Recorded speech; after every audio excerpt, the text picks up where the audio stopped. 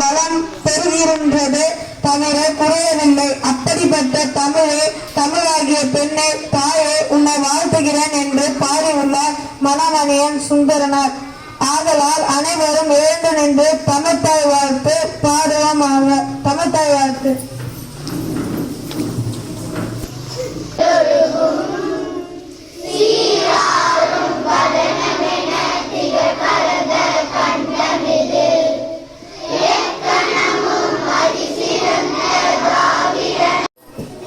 ஒளி என்பது பிரகாசம் மற்றும் செம்மையின் சின்னமாகும். ஏனெனில் சூரிய ஒளி சக்தியின் இருளை வெளியேற்றுகிறது. அதே போல் ஆசீர்வாதங்கள் நம் வாழ்வில் செழிப்பையும் மகிழ்ச்சியையும் தருகின்றன. இந்த காலையை ஆசீர்வதிக்க அறிவு மற்றும் ஞானத்தின் விளக்கை ஏற்ற நம் நீர்மை கல்வி அறக்கட்டளையின் நிர்வாகங்களை அன்புடன் அழைக்கிறோம்.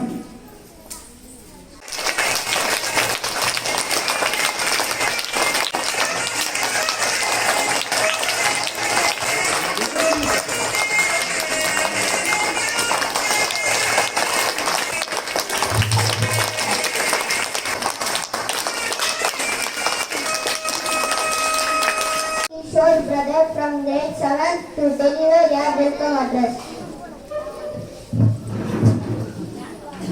ஆதியில் உதித்த மொழி, ஐயா வரம் பெற்ற மொழி, அமிழ்தெனும் மேலான மொழி, செம்மொழி எனும் மகுடம் சூடிய எனது அன்னை தமிழை வணங்கி எனது வரவேற்புரையை தொடங்குகிறேன். அனைவருக்கும் வணக்கம்.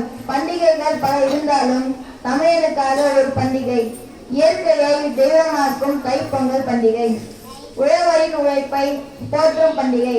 தலைமுறை மாறினாலும் மாறாத பொங்கல் பண்டிகையை நாம் பள்ளியில் கொண்டாடி மகிழ நல்லதொரு கால சூழ்நிலையை நல்கிய இறைவனை வணங்கி வருகை புரிந்திருக்கும் அனைவருக்கும் இனிய பொங்கல் நல்வாழ்த்துக்களை தெரிவித்துக் கொள்கிறேன்.